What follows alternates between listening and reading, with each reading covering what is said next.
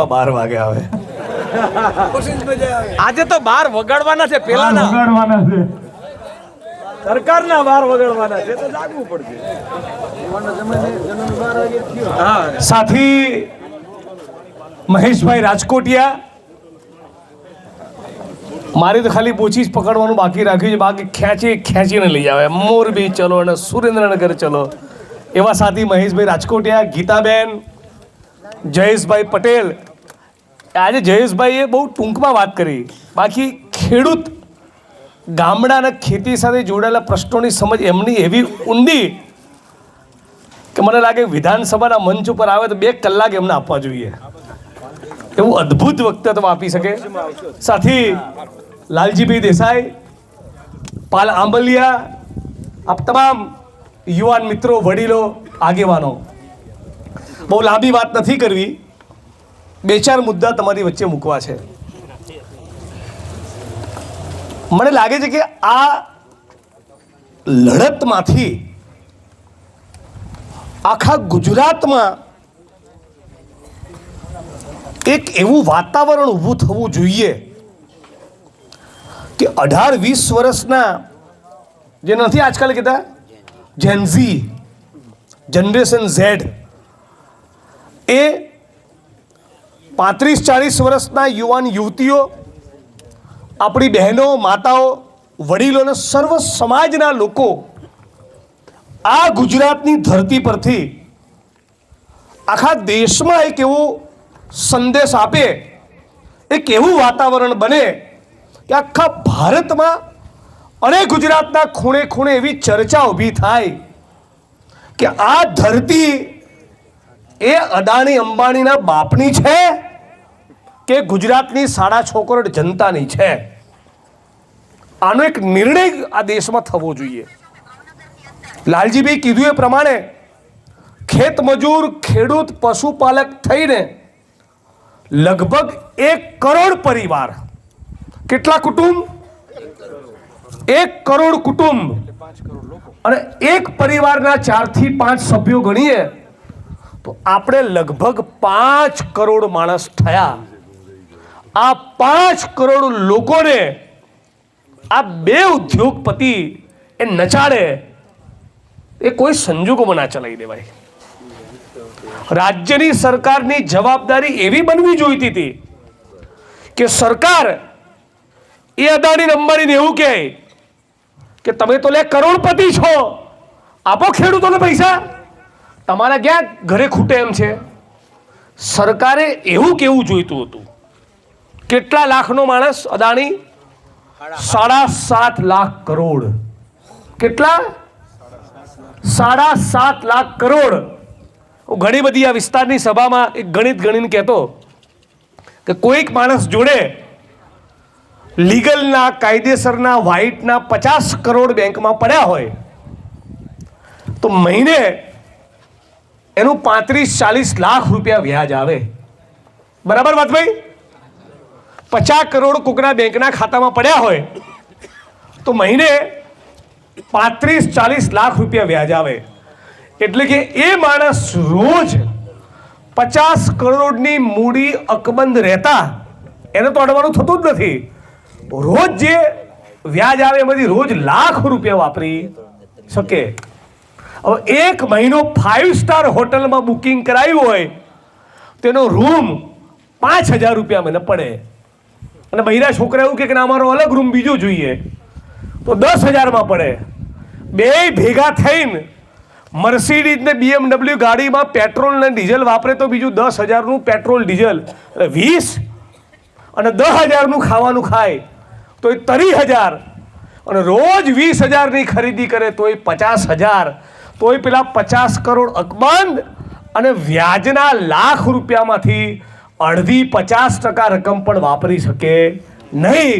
50 કરોડનો આસામી તો આ 7.5 કરોડને ક્યાં ઘાલશે હાડાઓ? હે, આ 7.5 લાખ કરોડનું કરશે શું? એટલે ગુજરાતની 6.5 કરોડ જનતાએ ચક્કાજામનો કોલ આપ્યો. મેં કેવો કોલ આપવો જોઈએ કે આ બે જણાના ભોલ જોવા છે. આ અદાણી અને અંબાણીના નગારા જેવા ભોલ જોવાના કાર્યક્રમ આપવો છે. કાળા હજી ધરાતા કેમ નથી? હજી કેટલું ભેગું કરશો આ દેશની માટીને, આ દેશની જનતાને, આ દેશના ખેડૂતો, ખેતમજૂરો, પશુપાલકો, મજદૂરો, ગરીબો, શ્રમિકોને કેટલા લૂંટવાળાઓ. આ તો ગુજરાત અને દેશની જનતામાં ખરેખર કહું, ખેડૂતોમાં અને શ્રમિકોમાં હજી એવી ચેતના પેદા જ નહીં થઈ. બાકી આંદોલનનો કોલ તો એવો હોય કે આ બેની તમામ સંપત્તિનું રાષ્ટ્રીયકરણ કરી નાખો. 135 કરોડ જનતાને શાંતિ થઈ જાય. આપણો તાલુકો કયો કહેવાય? હળવદ. હળવદ તાલુકાના સરકારી દવાખાનામાં કાલે સવારે 11 વાગે જતા આવજો. તમામે તમામ પ્રકારના લોહીના પરીક્ષણ, લોહીની તપાસ કરવા માટેના મશીન નહીં હોય. વાત સાચી ખોટી? ધારો કે કોઈ વ્યક્તિને ગાંઠ નીકળી અને અહીંથી તમે ધ્રાંગધ્રામાં કોઈ મોટા ડોક્ટર જોડે ગયા, એને ગાંઠ જોઈ તો સાદી ગાંઠ છે કે કેન્સરની એ તેનું લેબોરેટરી પરીક્ષણ કર્યા વગર ખબર પડે નહીં. એના માટે જોઈએ એમઆરઆઈનું મશીન, સીટી સ્કેનનું મશીન, બાયોપ્સી કરાવવી પડે છે. આખા એકે સરકારી દવાખાનામાં એમઆરઆઈનું મશીન છે, સીટી સ્કેનનું મશીન છે, બાયોપ્સી થાય છે. આ વાઇબ્રન્ટ ગુજરાતના હળવદમાં નથી થતું. હવે ધારો કે 15 કરોડમાં આ એમઆરઆઈ ને સીટી સ્કેનના મશીન આવી જાય અને બીજા તમામ મેડિકલ સાધનો 20 કરોડમાં આવી જાય તો એક તાલુકાના 20 કરોડ, 10 તાલુકાના 200 કરોડ, 100 તાલુકાના 2 લાખ. કેટલા કરોડ થયા? 2000 કરોડ. 250 તાલુકાના, હવે હારા ભાવની કિંમતની કોઈ કંપની કે એજન્સી પકડી હોય તો 3 થી 4000 કરોડમાં બધો સામાન લઈ આપે કે ના લઈ આપે? હવે ક્યાં 7.5 લાખ કરોડ અને ક્યાં 3000 કરોડ. આ બે જણાની ટોટલ સંપત્તિ એ ભારત સરકારની તિજોરીમાં મૂકી દીધી હોય તો કેટલી શાંતિ થઈ જાય. કાશ્મીરથી કન્યાકુમારી અને કચ્છથી કલકત્તા સુધી એક પણ સરકારી દવાખાનું એવું બચે નહીં જ્યાં નિયમ પ્રમાણેના મેડિકલ સાધનો ના હોય. આંગણવાડી, શાળા, લાઇબ્રેરી, કોલેજ, યુનિવર્સિટી બધું ટકાટક થઈ જાય. પણ આ બધો દલ્લો લઈને બેઠા છે આ બે જણા. અને આના જેવા બીજા પાછા 200-500 લોકો ખરા. કોઈ 50,000 કરોડનો માણસ, કોઈ 70,000 કરોડનો માણસ, કોઈ લાખ કરોડ રૂપિયા, કોઈની જોડે 12,000 કરોડ. પાછા ધારાસભ્યો, સંસદ સભ્યો, મંત્રી, આઈએસ, આઈપીએસ, આઈઆરએસ અધિકારી એ બધાએ ભેગું કર્યું એ તો જુદું. પણ આ 140 કરોડ જનતામાંથી આવા ટોટલ 1 જ કરોડની દવા કરવાની જરૂર છે. કેટલા લોકોની? ખાલી 1 કરોડ. તો બાકીના 135 કરોડ લોકોને શાંતિ થઈ જાય. તેની શરૂઆત આપણે ગુજરાતથી કરીએ. અચ્છા, ઉદાહરણ તરીકે હું તો ત્યાં સુધી કહું છું, એની સંપત્તિ એ ભારત સરકારે જમાઈ નથી લેવી. ખાલી આ અદાણી અંબાણીની જોડે જે 7.5 લાખ કરોડ એટલે 15 લાખ કરોડ છે એની સંપત્તિ પર વિદેશની માફક 10% વેલ્થ ટેક્સ નાખ્યો હોય તો કેટલા રૂપિયા આવે મહેશભાઈ? 1.5 લાખ કરોડ રૂપિયા આવે. કેટલી શાંતિ થઈ જાય. તો આ કંપનીઓની સામે આખા ગુજરાતે એક સુરે બોલવું જોઈએ કે ના બોલવું જોઈએ? નીચેથી તમે જો પવન બનાવશો તો ગાંધીનગરમાં એનો મેસેજ જશે. આજે ઘણા બધા નેતાઓ તમારા વિસ્તારમાં આવવાનો શરૂ કરશે કે આટલો ભાવ આપીશું, તમે પાલભાઈને બોલાવશો નહીં. મેવાણીને તો દૂર જ રાખજો. જયેશભાઈ ને લાલજીભાઈ ના જ જોઈએ. એને તમારે એવું કહેવાનું કે તું આઈ બેટા બેસ, પહેલાં ઠંડુ લેશો, તું ચાલીસ બેસ, બોલ નેતા થઈને આવ્યો છે ને, આ 2 કરોડ તો હાલવાના જ છે. એ 2 કરોડ લીધા પછી તું એ કે 400નો બાટલો 1000માં આપે છે, 500 કરવાનો કે નહીં? બોલ. આ 100 રૂપિયાનું પેટ્રોલ 80માં આપ. તો આપણી સમસ્યા ફક્ત થાંભલો નથી, આવી 50 પ્રકારની આપણી સમસ્યાઓ છે. એટલે તમને થાંભલાના બાને જે રેલો આવ્યો છે, બરાબર હલવાણી માતા ગરબે રમે છે, એટલે હવે તમારા ખેતરમાં આવશે, તમારા ગામમાં આવશે, જોશે આ ગામમાંથી કયા 15 જણા આગેવાની કરે છે, એ 15 જણાના કયા કોન્ટેક્ટમાં માણસો છે, બરાબર ટકાટક લેસન કરશે.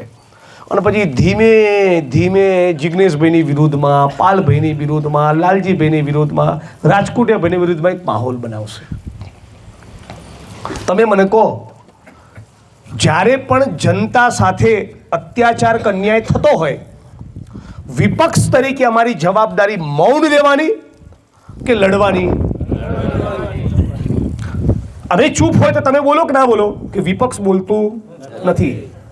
તો વિપક્ષ તરીકે અમે અમારું કર્તવ્ય નિભાવવા આવ્યા છીએ, તો ખુલીને કહીએ છીએ કોંગ્રેસ પાર્ટીમાં છીએ, અને એ પાર્ટીમાં છીએ જેણે સ્વતંત્રતાના આંદોલનનો પાયો નાખ્યો હતો આ દેશમાં. ખેડૂતોને સાજમાં રાખ્યા, ખેડૂતોને એ પાર્ટીમાંથી છીએ. માલિક બનાવ્યા. અને આટલા વર્ષોમાં અમારી પણ અનેક ભૂલો રહી. શું કહું છું? આટલા વર્ષોમાં અમારી પણ ભૂલો થઈ, ક્યાંક અમારી પણ મર્યાદાઓ રહી, એનો અમે સ્વીકાર કરીએ છીએ. અને એ સ્વીકાર સાથે વધારે નિષ્ઠાથી, વધારે તાકાતથી, વધારે ઉર્જાથી તમારો અવાજ બનવા અમે તૈયાર થયા છીએ. આટલી 2 + 2 4 જેવી વાત છે. આ પાલભાઈની આંખમાં આંસુ શેના માટે આવ્યા હતા? એણે 6 મહિનાથી જે મજૂરી કરી છે વિસ્તારમાં, પોતાની દીકરીઓ, ઘર પરિવાર બધું સાઈડમાં મૂકીને એ દ્વારકામાં રહેનારો માણસ, લાલજીભાઈ બેચરાજીના, આ જયેશભાઈ સુરત જિલ્લાના ઓલપાડના, મહેશભાઈ રાજકોટિયા મોરબીના, મારો મત વિસ્તાર વડગામ, મારું વતન મહેસાણા, ઘર અમદાવાદ, આ બધું મૂકીને આ કોઠ અને સાપકડામાંથી તો મારો વોટ નથી લેવાના. લેવાના છે. ચૂંટણીના પ્રચારમાં તો નથી આવ્યા. આ વસ્તુ સહન નથી થતી કે ભાઈ જમીન મારી, ધરતી મારી, કાળી મજૂરી હું કરું, પરસેવું હું પાડું, અને અચાનક કોઈ કંપનીવાળો આવીને કીધે ચાલ ફૂટ થાંભલો નાખીશ, તો આપણે એને કહેવું પડે ગેટ આઉટ, તારા બાપનું નથી આ. એ આપણે એને તાકાતથી કહેવું પડે. પોલીસ પ્રશાસનના મિત્રોને બી કહેવા માગું છું, ખાસ કરીને કોન્સ્ટેબલ, હેડ કોન્સ્ટેબલ, પીએસઆઈ, પીઆઈને, કે મહેરબાની કરીને તમારા એસપી અને આઈજીના ચાડે ના ચડો. તમારા ઉચ્ચ આઈપીએસ અધિકારીઓના ચાડે ના ચડો. તમે ખેડૂતના દીકરા છો. કોઈ પશુપાલકનો દીકરો દીકરી હશે, કોઈ ખેડૂતના હશે, કોઈ ખેત મજૂરના હશે. એ પણ PSI, PI, constable, head constable ગુજરાતના જે છે એ બી આપણા ભાઈઓ છે. એમને ખાસ કહેવા માગું છું કે તમારા સાહેબોના ઇશારે દંડા ના મારો. તમે તમારા ભાઈઓની છાતી અને પીઠ પર દંડા મારી રહ્યા છો, તમને નથી સોંપતું. પણ એ તો ખેડૂત કે ભાડે આપી દીધા. આ ભાઈને જે કીધું હતું, આ 26 વર્ષના યુવાનને, એ કેટલી ખરાબ વાત કહેવાય કે તારી ઉંમર કેટલી થઈ કે 26, બાકીના જીવવાના. એટલે શું? તેનો મતલબ શું થયો? એનો મતલબ એમ થયો કે તેનું પૂરું કરી નાખીશ. એનો મતલબ એવો થયો કે ના થયો? તો આ શેના માટે? કેમ આવી ભાષા વાપરો છો? આ ભાઈનો વાંક શું છે?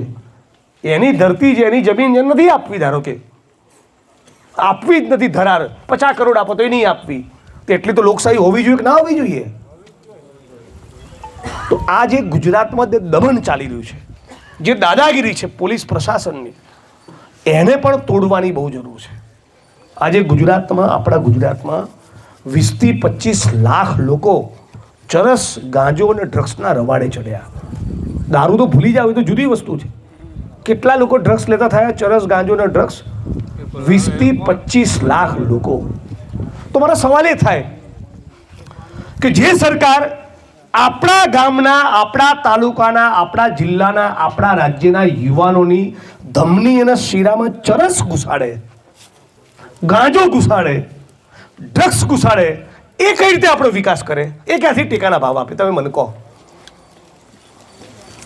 જે સરકાર ચરસ, ગાંજો, દારૂ, ડ્રગ્સનો વેપલો કરતી હોય, કરાવતી હોય, એમાંથી કરોડો કમાતી હોય, એ તમને ટેકાના ભાવ બી આપે?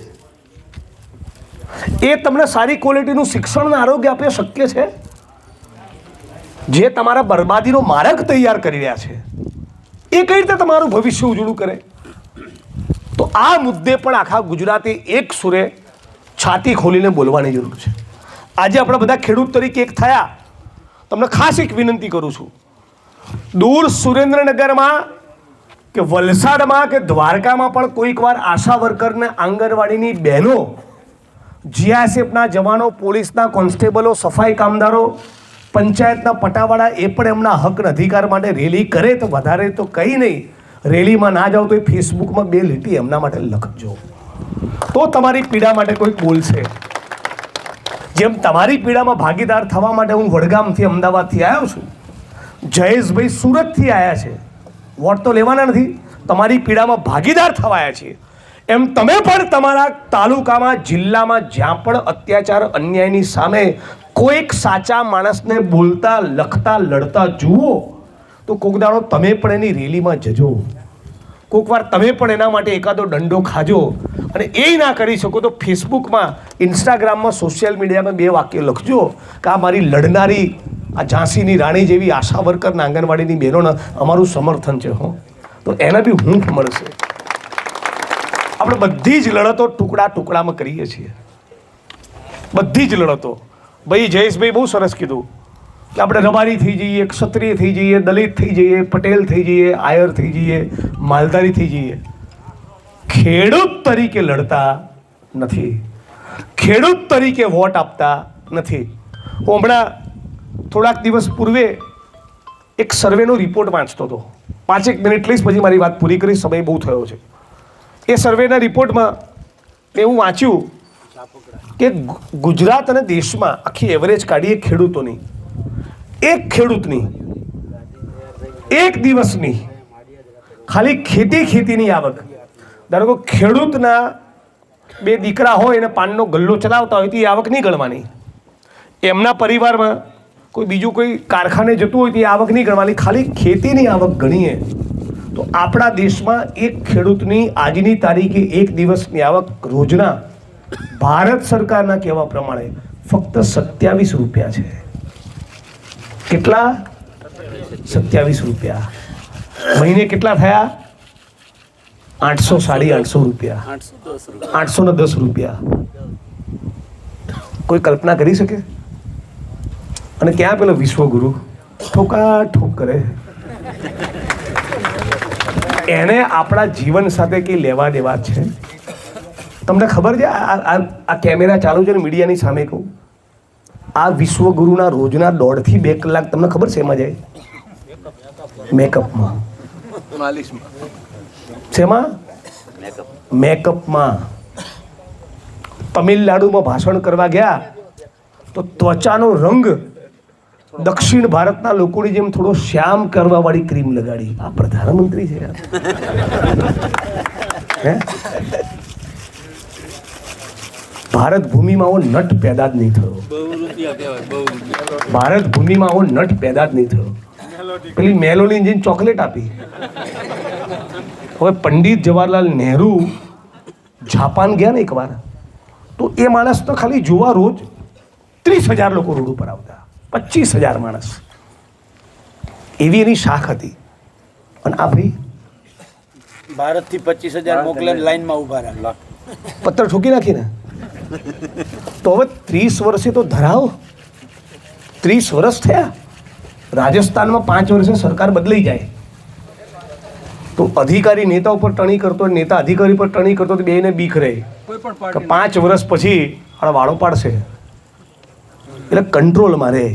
પણ 30 વર્ષથી આ રોટલી ફેરવી નથી એટલે ભસ્મીભૂત થઈ ગઈ છે. એટલે થોડી ઘણી અમારી વાતમાં તમને સત્ય લાગતું હોય, સચ્ચાઈ લાગતી હોય તો થોડુંક વિચારજો, થોડુંક જાગવાની જરૂર છે. મને તો સાચું કહી દઉં, આ થાંભલાવાળા પ્રશ્ન જેટલી ને જેટલી એક પ્રકારની ચીડ આ દાદાગીરી કરે છે એની છે. આ દાદાગીરી એટલી વધી ગઈ છે, ચૂંટણીમાં અમારી પાર્ટીના માણસને દબાઈને ફોર્મ પાછા ખેંચાડવા, ખોટા કેસ કરવા, પોલીસની ગાડીમાં ઉપાડીને લઈ જવા. આ નોકર આટલા બધા ફાટ્યા છે, બોલો. આઈએએસ આઈપીએસ અધિકારી મૂળ તો નોકર ને. માલિક કોણ? જનતા. આપણે માલિક છીએ. ધારો કે હું એમએલએ છું, ધારાસભ્ય છું, તો જનતા પૈકીનો ચૂંટાયેલો છું. તમારું ટાંપું કરવા માટે બધા ભેગા થઈને કામ કરો. જિગ્નેશભાઈને મોકલો, પ્રતિનિધિ હું તમારો પ્રતિનિધિ છું, જનતા પૈકીનો એક છું. પણ અધિકારી જે છે એ તો નોકર છે. અને નોકર આવીને આપણી બેન દીકરીઓ માતાઓને લાકડીના ફટકા મારે. આ નોકરો આટલા કેમ ફાટ્યા છે? કોણે ફટવાડ્યા છે? આપણા મૌને. લીમડીમાં ખેડૂતો પર અત્યાચાર થયો ને આપણે ચૂપ રહ્યા એટલે ધોકો લઈને હા પકડામાં આવ્યા. ત્યાં બોલ્યા હોત તો દોડીને 50 છોકરા ગયા હોત તો આ દિવસ જોવાનો વારો આવ્યો નહીં. આપણા જ ગામમાં, આપ ગામની પરિસ્થિતિ શું મને ખબર નથી, માફ કરજો, પણ આપણા ગામમાં આપણી ઉઘાડી આંખ સામે દારૂનો અડ્ડો ચાલતો હોય આપણે નથી બોલતા. વાત સાચી છે ખોટી? આ ગામની વાત સાચી નહોતી, બીજા ગામને લાગુ પડતી હશે. એટલે શું થયું? આપણા ગામમાં કોઈક માણસ દારૂ પીને મરી જાય લાલજીભાઈ તો આપણે બેસવા જઈએ, બીજો મરી જાય તો ફરી બેસવા જઈએ, ત્રીજો મરી જાય તો તોય બેસવા જઈએ, પણ મરે જ નહીં એવું ગોઠવતા નથી. કાયમ માટે આ અડ્ડાનો ઈલાજ કરો. તો તમે તમારા ગામમાં તમારી ઉઘાડી આંખ સામે ચાલતો દારૂનો અડ્ડો બંધ ના કરાવો તો આવડી મોટી સરકારને તો ક્યાંથી ઝુકાવો? તમે મને કહો. આપણી આંખ સામે જ આપણા જવાન દીકરાઓ સર્વ સમાજના પી પીને પતી જતા હોય અને છતાં પોલીસ સ્ટેશનનો ઘેરાવ આપણે ના કરીએ. અને એ આઈન એ ચરસમાંથી કમાય, દારૂમાંથી કમાય, ડ્રગ્સમાંથી કમાય, માઇનિંગમાંથી કમાય, જમીનના કોઠા કબાળામાંથી કમાય, દુનિયાનું ખોટું કરીને કમાય, એ આપણી પર આવીને પાછો પાવર કરે. એક નંબરનો જે ચોર હોય એ અધિકારી જનતા ઉપર આવીને પછી પાવર કરે. તો આ દાદાગીરી તોડવી છે કે નહીં તોડવી? આ દાદાગીરી જો તોડીશું તો પહેલાં તો આપણા ખેતરમાં પગ જ નહીં મૂકે. અત્યારે કેવો રેલો આવ્યો, હવે કેવા તમને બાપા કેવા આવ્યા છે? આયા ને રેલો આવ્યો ને, હવે આવશે બધા ધારાસભ્યો, સંસદ સભ્યો ભાજપવાળા. હવે તમને કોણીએ ગોળ લગાડવા આવશે, હવે મલમ ચોપડાવવા આવશે, હવે અમારી વિરુદ્ધ ઉશ્કેરવા આવશે. પણ આ બી તમે છે કંઈથી ટ્રેક્ટર લઈને ગાંધીનગર પહોંચ્યા, આ એની જીત છે, એના કારણે આવ્યા છે. આ તમે તમારી શક્તિનો ઓળખજો. અમારી 5 જણાની કોઈ શક્તિ નથી. શક્તિ જે 10,000 માણસો ગાંધીનગર સુધી પહોંચવાનો પ્રયત્ન કર્યો ટ્રેક્ટર લઈને ગયા એની તાકાત છે. મારી પર હુમલો થાય ના ભાઈ, પોલીસ સ્ટેશન 5 જણા લઈને જાય તો કોઈ કાકોને વેટ કાઢી મૂકે, અને 500 લઈ જાય તો પીએસઆઈ તપાસ મૂકીને આવે, 5,000 લઈને જાય તો એસપી આવે, 50,000 લઈ જાય તો પેલા 8 ચોપડીવાળાના પાના ફાટી જાય. ગજબ કહેવાય નહીં? આ હા 7 કરોડ ગુજરાતી થવા આવ્યા અને ભારતીય જનતા પાર્ટીની 150 સીટ, અને તોય હાડા અભાણ મળ્યો. હદ કહેવાય, હદ. હદ ના કહેવાય? કોઈ પણ ગુજરાતની વાત નથી, કોઈ પણ રાજ્યનો નાયબ મુખ્યમંત્રી 8મું ભણેલો હોય તો વસ્તીનું મગજ ના જાય. કારણ શું કરો છો હાડાઓ? આપણી આવનાર પેઢીને એમ થાય ભણવામાં ફાયદો નથી. હે આવનાર પેઢીને શું થાય? ભણવામાં ફાયદો નથી, ભણવામાં મજા નથી. આજ કરો. મારે તો ભાજપના મતદારોને કેવું છે કે તમે તો કહો કે અમે તરી વરથી વોટ આપીએ છીએ, આ બબુચકને ક્યાંથી લ્યા?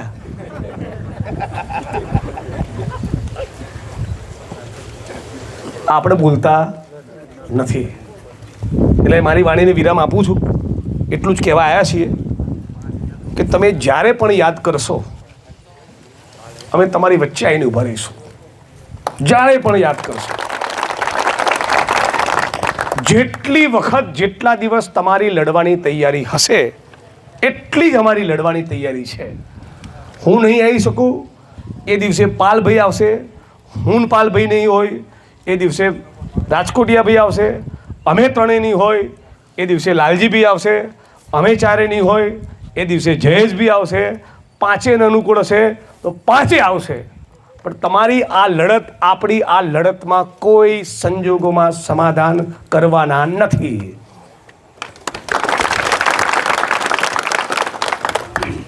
મારી જોડે વાળા ત્રિપુટી માતા 2 જણાની વિકેટ પડી ગઈ ને, પડી ગઈ.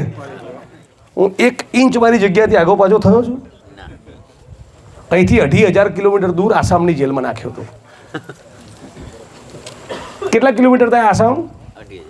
2,500. અને વડીલ પછી શું કર્યું?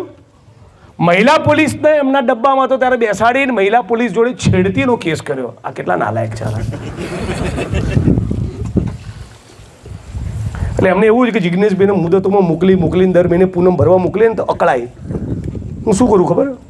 મેઘાલય ફરવા જાઉં, એના પહાડ પરથી ફોટો પડાવીને મૂકું, બ્રહ્મપુત્ર નદીના કાંઠે બેસું, ત્યાંની પકોડી ખાઉં, હેરાન થતું જ નથી. તમે મનમાં ગાંઠ વાળી લો. જે દિવસે તમે એવું સંકલ્પ કરશો કે આ રેલીમાં મારી લાઠી ખાવાની, FIR વોરવાની, અઠવાડિયું 10 દાડા 15 દાડા મહિનો જેલમાં જવાની તૈયારી છે, જ્યાં ઉખાડી લે, એ દિવસે તમે જીતી ગયા. એ દિવસે તમે બોમ્બ થઈ ગયા. બોમ્બ. મારાથી એકડા એટલા માટે જ છે, મારે પેટ્રોલ પંપ નથી, ગેસની એજન્સી નથી, ખાણ ખનીજની લીઝ નથી, ને કોઈ એને કરાવતો જ નથી, એની કોઈ ફાઇલ જ નથી. મારા વિસ્તારમાં કોઈની બદલી નહીં કરાવતો. અકળાય થોડા તો એના સોરી, એમાં પડવાનું જ નહીં. પછી ક્યાં જાય? મને ક્યાંય પકડશે? એમ તમે ગાંઠ વાળી દો. દંડો મારે, FIR કરે, ઝૂકવું નથી. ગૌતમ અદાણીને ઝુકાવવો છે, મુકેશ અંબાણીને ઝુકાવવો છે, અને એની દલાલી કરનારી આ સરકારને ઝુકાવવી છે. ઇતિહાસ બનાવશો તમે, ઇતિહાસ. આ શબ્દો યાદ રાખજો. તમારી આવનારી પેઢી તમારી પર ગૌરવ કરશે. આજે આપણે ઇતિહાસ બનાવવા માટે નીકળ્યા છીએ. લાગવું તો જોઈએ ને, સરદાર વલ્લભભાઈ પટેલનું ગુજરાત છે, ભગતસિંહનો દેશ છે. એવી ખુમારી તમે બતાવો. પાલભાઈની આંખમાં જે આંસુ હતા ને, એ કઈ બાબતના હતા તમને ખબર છે? અચાનક દીકરીની યાદ નથી આવી ગઈ. એ વાતના આંસુ હતા કે આટલું નિષ્ઠાના પ્રમાણિકતાપૂર્વક લડીએ છીએ, કોઈ છાંટો ઉડાડવાની કોશિશ કરે, એ સહન ના થાય. મારી મમ્મીના સોગન ખાઈને જાહેરમાં કહું છું, કદાચ પહેલી વખત બોલી રહ્યો છું જાહેરમાં, આ સાપકડાની ધરતી પર, કે આસામના મહિલા પોલીસને બેસાડીને છેડતીનો જે કેસ કર્યો ને પછી જે SP મને મળવા આવ્યો હતો ને, એને એટલું કીધું હતું કે કાશ રાષ્ટ્રદ્રોહ કા केस कर देते यार, 6 महीना 12 महीना दूसरे किसी मामले में रखते, ये महिला वाला केस किया, बहुत गलत किया.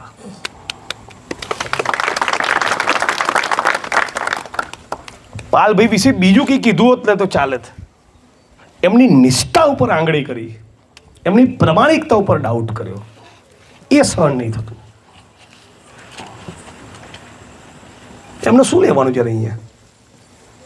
એનું ઘર પરિવાર છે ને, એમના તો ખેતરમાં થાંભલો આવ્યો નથી. આ 10 લાઈન જે જયેશભાઈ કીધું નીકળશે, કેવો રસા તાળ વાળશે. ટોટલ 100 લાઈન અને 1,20,000 થાંભલા, 1 લાખ. કેટલી 28 લાખ વીઘા જમીન, 28 લાખ વીઘા જમીન જવાની સંભાવના છે. થાંભલા ગુજરાત, 1,20,000 થાંભલા. અને તો વિપક્ષ તરીકે અને નાગરિક તરીકે અમારું આ કર્તવ્ય છે. મેં જિગ્નેશભાઈ કીધું ને, મારી સામે ડિબેટમાં કબૂલ્યું છે કે ગુજરાતમાંથી ટોટલ 130 ગીગાવોટ વીજળીનો વેપાર થવાનો છે. આવું ભાજપના પ્રવક્તાએ કબૂલ્યું. અને જ્યારે કહ્યું કે 130 ગીગાવોટ વીજળી લઈ જવી હોય તો 171 લાઈન નાખવી પડે, એમાંની 100 લાઈન નાખવાનું આમનું આયોજન છે. 100 લાઈન, એક લાઈનમાં 1200 થાંભલા, એટલે 1,20,000 થાંભલા, 28 લાખ વીઘા જમીન. વિચાર કરો, વિચાર કરો તમે. ગુજરાતના ખેડૂતોને બરબાદ કરવા આપણું બૂચે જ મારવા બેઠા છે નાળા.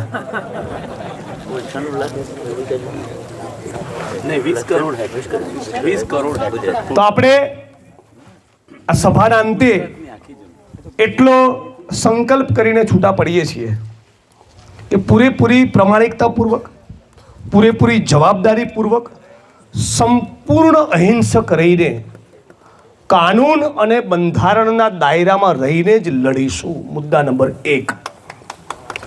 ફરી એ વાતને કહું છું, આપણામાંથી કોઈ માણસ પોલીસ પ્રશાસન આમ જનતા સાથે કોઈ પણ રેલીના આંદોલનના ધરણાના કાર્યક્રમમાં ચાળો કરશે નહીં તો એ માણસને આ આંદોલનમાં એન્ટ્રી નહીં. માફ કરજો. આમાં સહમત છો બધા? બરાબર. મુદ્દા નંબર 2, પરિણામ ના મળે ત્યાં સુધી થાકવાનું થતું નથી. હું સાપકડા બીજી વાર આવ્યો, મોરબી 4 વખત ગયો, તો આપણે બધાએ 1 નહીં 10 વખત ગાંધીનગર જવાની તૈયારી રાખવી જોઈએ. બાકી મરવું નથી ને સ્વર્ગે જવું છે એવું નહીં થાય. એવું થાય? લડતની આપણે તૈયારી રાખીશું તો સરકારે ચોક્કસ ઝૂકવું પડશે. અને તમને જોઈને, આ બેલ્ટના વિસ્તારના લોકોને જોઈને આખા ગુજરાતના ખેડૂતોમાં કરંટ આવ્યો છે. તમે સોશિયલ મીડિયાના ઇન્સ્ટાગ્રામના પાના ખોલીને જોઈ લો. તમારે 10 પાના ખોલવાના, 2-5 પાનામાં ખેડૂત સિવાય કોઈ હમણાં વાત નહીં હોય. 15 દિવસથી ચાલે છે ને. તો આનાથી એક જાગૃતિ આવી, એક જુવાળ ઊભો થયો, એક માહોલ બન્યો. આ માહોલમાંથી આપણને સફળતા મળશે. આ માહોલ ખાલી ટકાઈ રાખવાનો છે. મહેરબાની કરીને કોઈની પણ વાતમાં આવતા નહીં. આ પ્રમાણિક નેતૃત્વ છે, એની સાથે નિષ્ઠાપૂર્વક રહેજો. પ્રમાણિક નેતૃત્વની સાથે નિષ્ઠાપૂર્વક રહેજો. બસ આટલું કરજો. આ સાથે મારી વાણીને વિરામ આપું છું. આપ તમામ લોકોનો ખૂબ ખૂબ આભાર. પાલભાઈની આંખના આંસુ અને જે ભાવુક થયા એના પછી અમારા બી થોડાક હોંસલા ડગેલા. પણ આજે સાપકડાની ધરતીએ રંગ રાખ્યો. તમે બધાએ અમને બોલાવીને અમારો પાછો થોડોક ડાઉન ગયેલો ઉત્સાહ તમે અમને પાછો ભરી આપ્યો. હું દિલ્હી હતો, અચાનક રાહુલજીએ એક મિટિંગ રાખી હતી, એમાં ગયો અને પાછો આવીને સીધો વડગામ જવાનો હતો. અને મહેશભાઈનો ફોન આવ્યો, કશું જ નહીં, સાપકડ આવવું જ પડશે. એટલે પતાવીને રોટલા બલટા કોઈ ખવડાવત ખાઈને પાછો વડગામ જવા નીકળવાનો છું. બરાબર. અને આ મિત્રને કીધું તમે એક ટી શર્ટ બનાવો. મારી ઉંમર 26 વર્ષ છે, કોઈને વાંધો છે? અને લખો નીચે બીજા 100 વર્ષ જીવવાનો છું. કરંટ આવ્યો તો ને? આવ્યો તો ને? તો યાર ના આવે એવું બનતું છે. ફોને આવી ગયો તો શું વાલ કરતા હતા? વાલ કરતા હતા? ફરિયાદ ના કરતા જિગ્નેશભાઈને ના કહેતા એવું કે કો ઉભા થો વાંધો નહીં. તમારે તો બહુ વિડીયો બનવાના છે જી.